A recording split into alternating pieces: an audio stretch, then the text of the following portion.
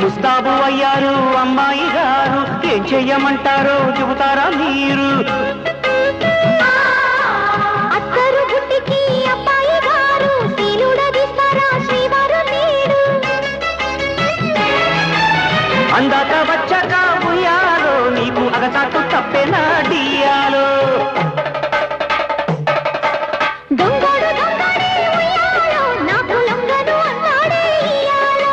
సర్దుకుపోతే ముద్దు ముద్దు అప్పుడు తీసి రుద్దు రుద్దు సొగసరివే